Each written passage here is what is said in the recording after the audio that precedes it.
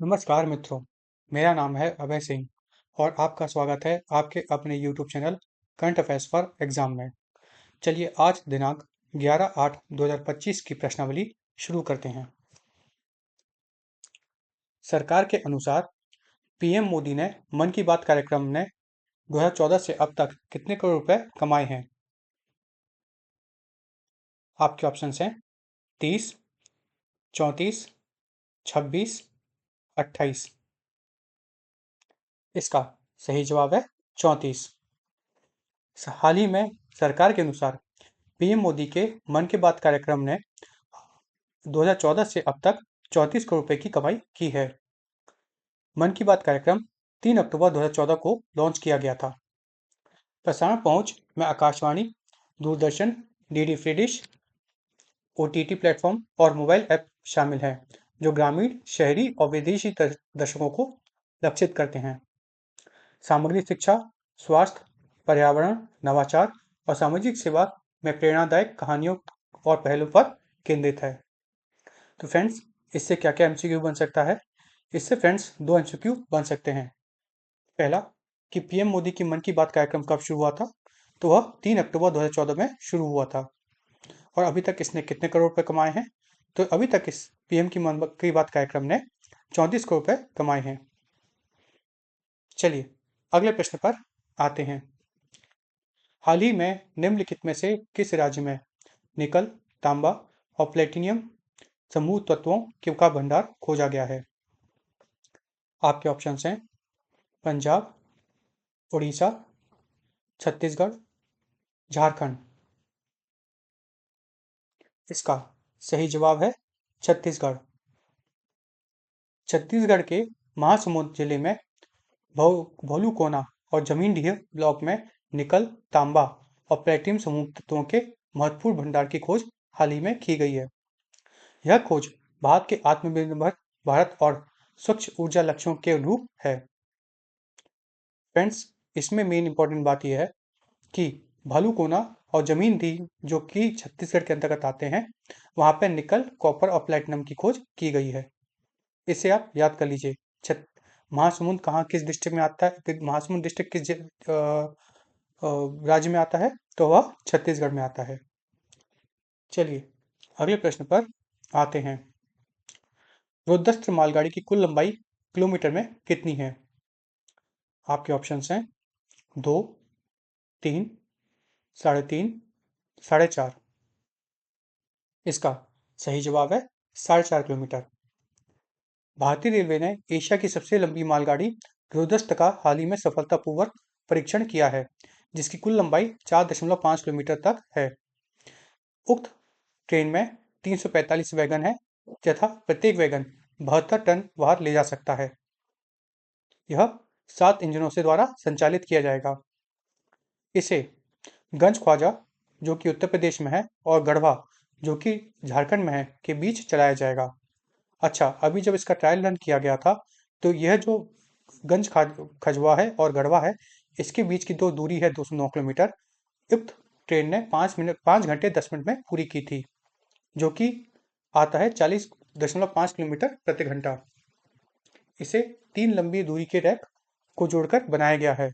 यह कम चक्रों में भारी माल को ले जा सकता है, जिससे समय और ईंधन की बचत होगी। तो फ्रेंड्स, हमने इस एमसीक्यू में क्या क्या पढ़ा कि पहला, भारत एशिया की सबसे लंबी ट्रेन का ट्रायल रन कहाँ हुआ था? भारत में हुआ था। उस ट्रेन का नाम क्या है? तो उस ट्रेन का नाम है रुद्रस्थ। यह भी ट्रायल रन किस किस जगह के बीच हुआ था? तो यह गंज ख्वाजा, जो कि उत्तर प्रदेश में है, और गढ़वा, जो कि झारखंड में है, इसके बीच में हुआ था। यह 7 ट्रेनों द्वारा 345 वैगन इसमें खींचे जाएंगे तथा प्रति वैगन का जो भार होगा वो 72 टन तक होगा। चलिए अगले प्रश्न पर आते हैं। निम्नलिखित में से कौन सा देश हाल ही में अंतर्राष्ट्रीय सौर गठबंधन का 107वां सदस्य बना है?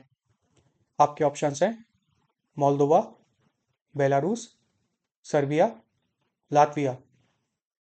इसका सही जवाब है मोल्दोवा।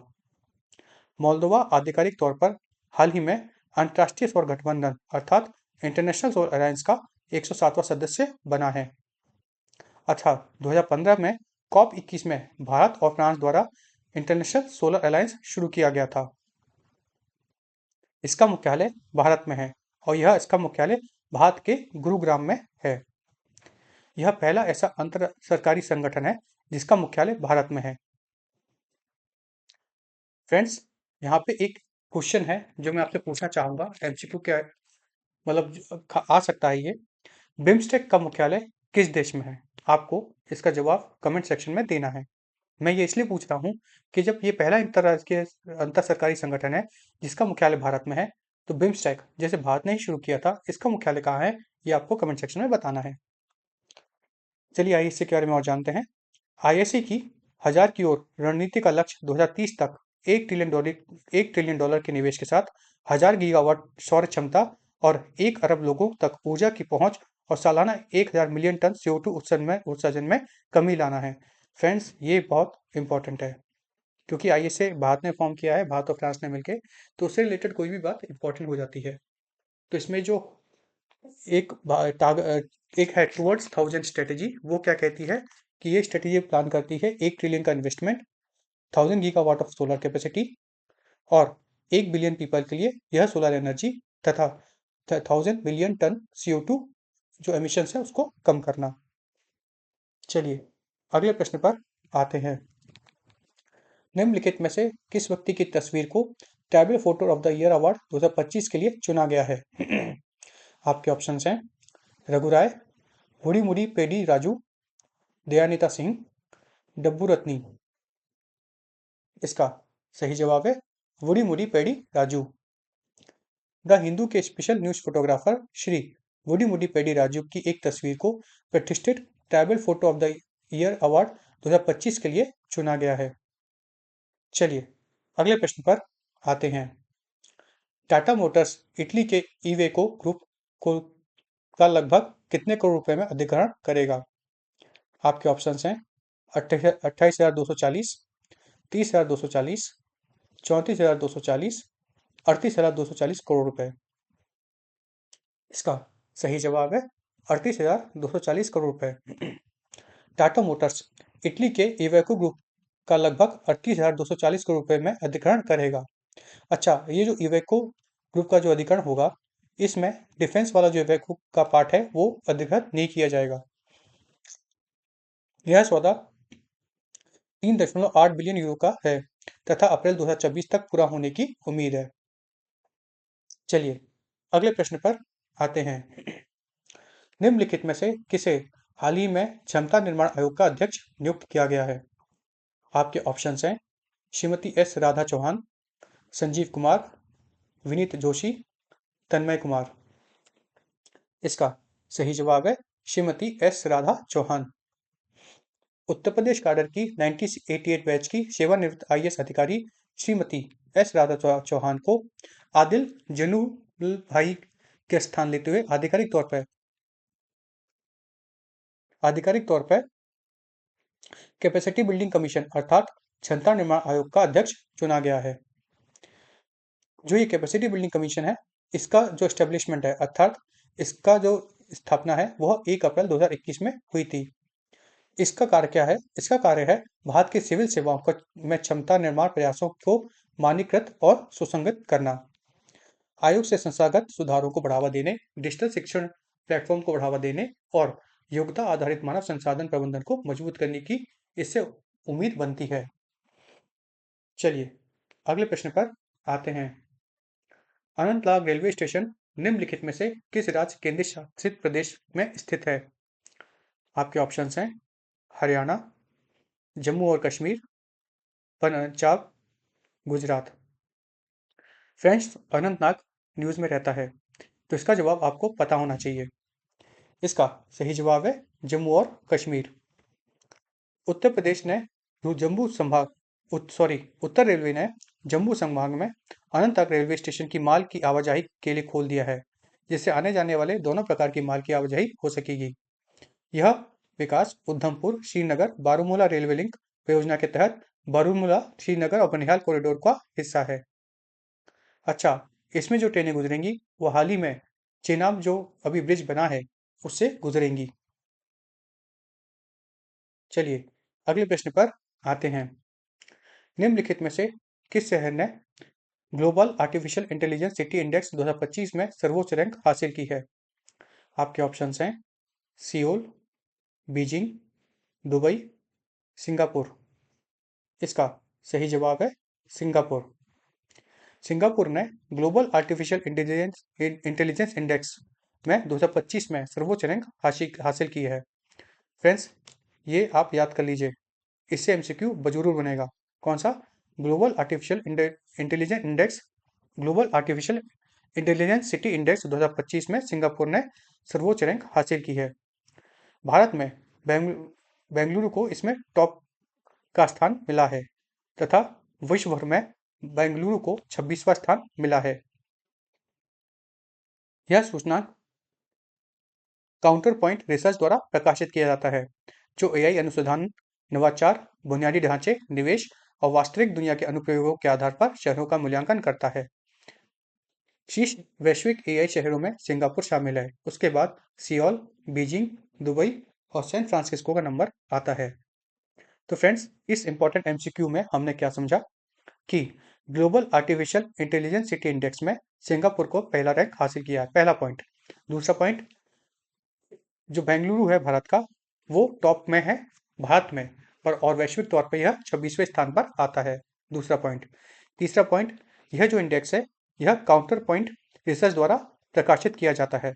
चौथा पॉइंट, इसमें सिंगापुर के बाद सियोल, बीजिंग, दुबई और सैन फ्रांसिस्को का नाम आता है। सियोल जो है वह साउथ कोरिया की राजधानी है, बीजिंग चीन की राजधानी है, दुबई जो है वो यूएई की राजधानी है, और सैन फ्रांसिस्को शहर है यूएसए में। चलिए अगले प्रश्न पर आते हैं। निम्नलिखित में से किसने हाल ही में रूसी राष्ट्रपति व्लादिमीर पुतिन से मुलाकात की है? आपके ऑप्शंस हैं श्री नरेंद्र मोदी, श्री अजय डोभाल, श्री अमित शाह, श्री जेपी सिंह। इसका सही जवाब है श्री अजित डोभाल। भारत के एनएसए अर्थात नेशनल सिक्योरिटी एडवाइजर ने अजित अजित डोभाल ने मॉस्को में रूसी राष्ट्रपति व्लादिमीर पुतिन से हाल ही में मुलाकात की और रूसी सुरक्षा परिषद के सचिव सरगई शोइगु से भी बातचीत की है। चलिए अगले प्रश्न पर आते हैं।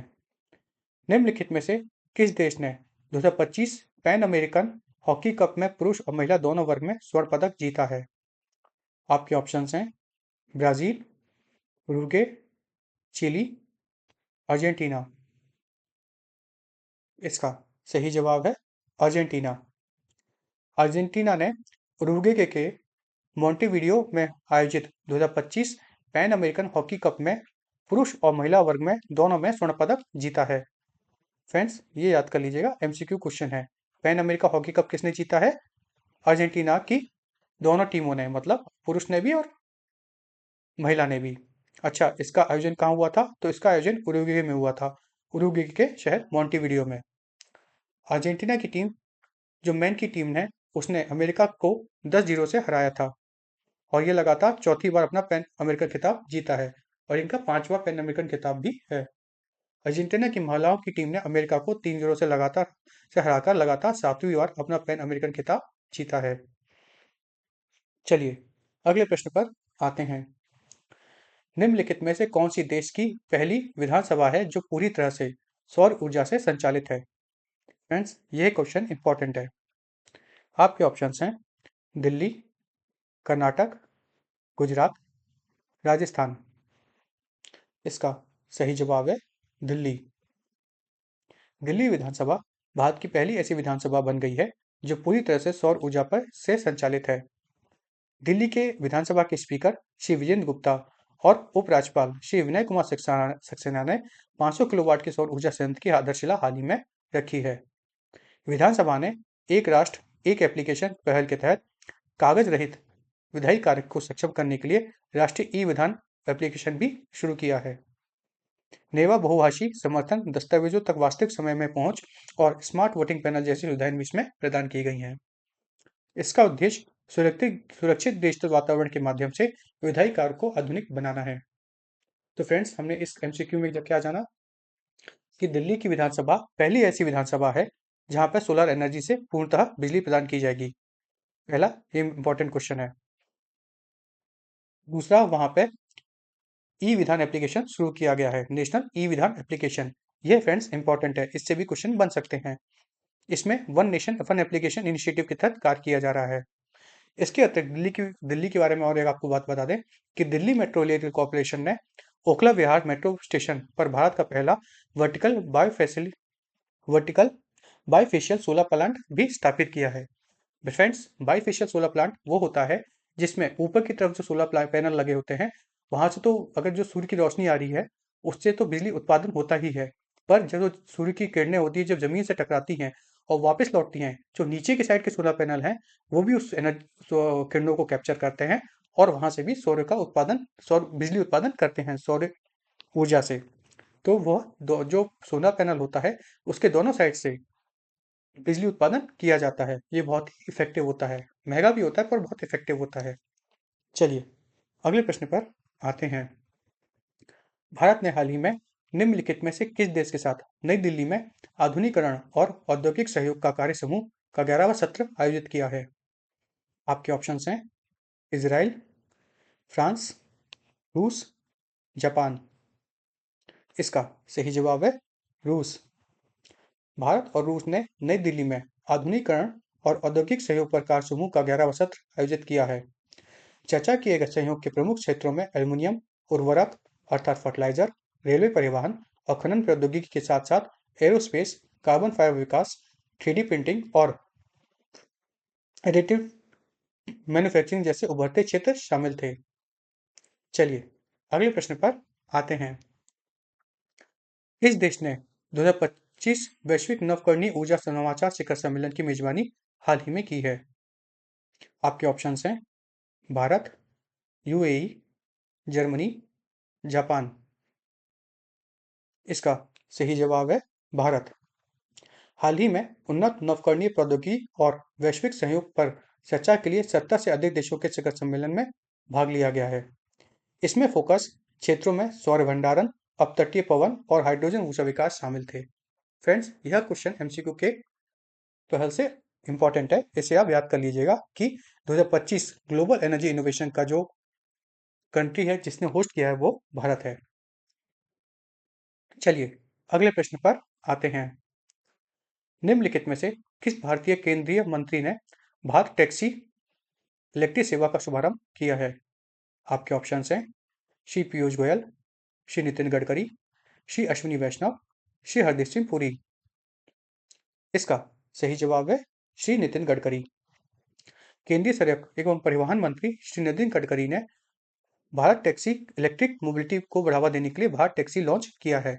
फ्रेंड्स, यह क्वेश्चन इंपॉर्टेंट है कि भारत टैक्सी लॉन्च की गई है इलेक्ट्रिक मोबिलिटी को बढ़ावा देने के लिए। भारत टैक्सी ने ई टैक्सी भारत शुरू किया है जो इलेक्ट्रिक वाहनों पर आधारित टैक्सी सेवाएं प्रदान करता है ताकि सतत यात्रा को बढ़ावा मिल सके।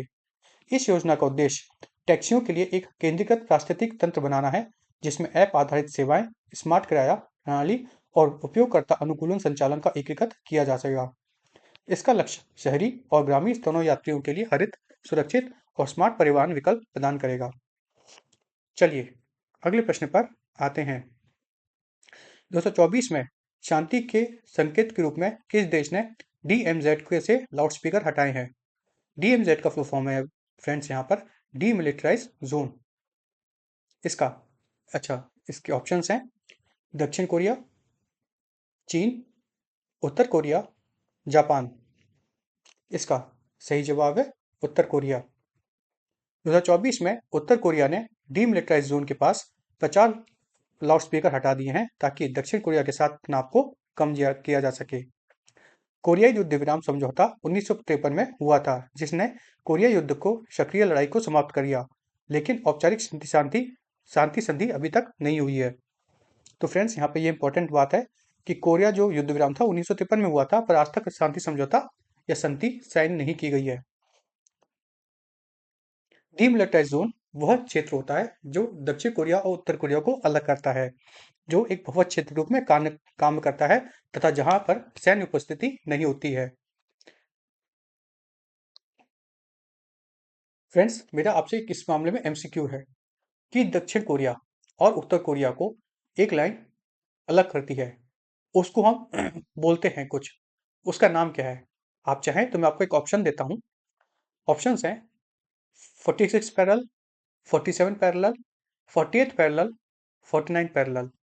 इसका आप सही जवाब एमसीक्यू, इस क्वेश्चन का आप सही जवाब कमेंट सेक्शन में जरूर दीजिएगा। अगर आप कमेंट सेक्शन में सही जवाब देते हैं या जवाब भी देते हैं तो मुझे खुशी होगी।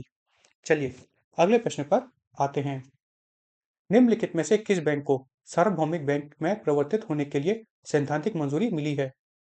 आपके ऑप्शंस हैं बंधन bank, IDFC first bank, Ujjivan small finance bank, AU small finance bank. इसका सही जवाब है AU small finance bank. AU small finance bank को सार्वभौमिक बैंक में परिवर्तित होने की सैद्धांतिक मंजूरी हाल ही में मिली है। एयू स्मॉल फाइनेंस बैंक लगभग एक दशक में अनुमोदन प्राप्त करने वाला पहला लघु वित्त बैंक बना है।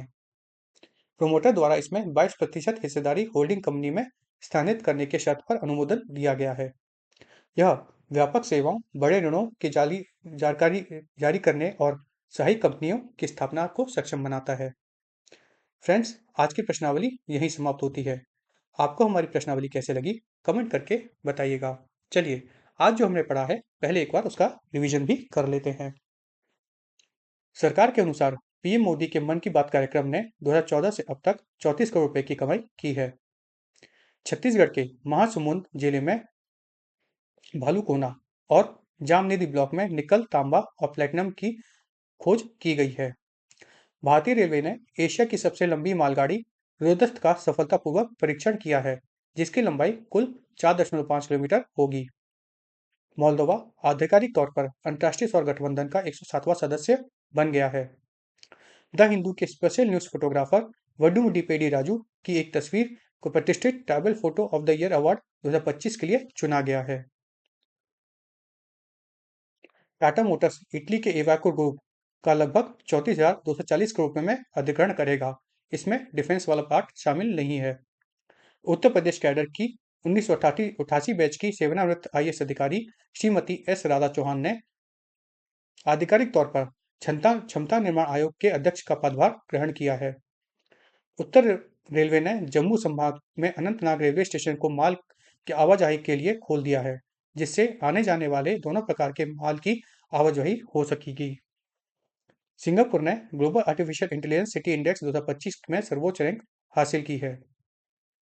एनएसए अजीत डोभाल ने मॉस्को में रूसी राष्ट्रपति व्लादिमीर पुतिन से मुलाकात की और रूसी सुरक्षा परिषद के नए सचिव सर्गेई शोइगु के साथ बातचीत भी की। उरुग्वे के मोंटेविडियो में आयोजित 2025 पैन अमेरिकन हॉकी कप में अर्जेंटीना के पुरुष और महिला दोनों वर्गों में स्वर्ण पदक जीता है। दिल्ली विधानसभा भारत की पहली ऐसी विधानसभा बन गई है जो पूरी तरह से सौर ऊर्जा से संचालित है। भारत और रूस ने नई दिल्ली में आधुनिकीकरण और औद्योगिक सहयोग पर कार्य समूह का 11वां सत्र आयोजित किया है। उन्नत नवकरणीय प्रौद्योगिकी और वैश्विक सहयोग पर चर्चा के लिए 70 से अधिक देशों ने शिखर सम्मेलन में भाग लिया है। केंद्रीय सड़क एवं परिवहन मंत्री श्री नितिन गडकरी ने इलेक्ट्रिक मोबिलिटी को बढ़ावा देने के लिए भारत टैक्सी लॉन्च की है। 2024 में उत्तर कोरिया ने डीमिलिटराइज जोन के पास से 50 लाउडस्पीकर को हटा दिया है ताकि दक्षिण कोरिया के साथ तनाव को कम किया जा सके। एयू स्मॉल फाइनेंस बैंक को सार्वभौमिक बैंक में परिवर्तित होने के लिए सैद्धांतिक मंजूरी मिल गई है। फ्रेंड्स, आज की प्रश्नावली यही समाप्त होती है। आपको हमारी प्रश्नावली कैसे लगी कमेंट करके बताइएगा तथा लाइक एवं सब्सक्राइब अवश्य कीजिएगा। अगर आपको इस प्रश्नावली से कुछ लाभ हुआ है तो अपने फ्रेंड्स के साथ भी शेयर कीजिएगा ताकि उनको भी लाभ हो सके। धन्यवाद। जय माता दी, जय भारत।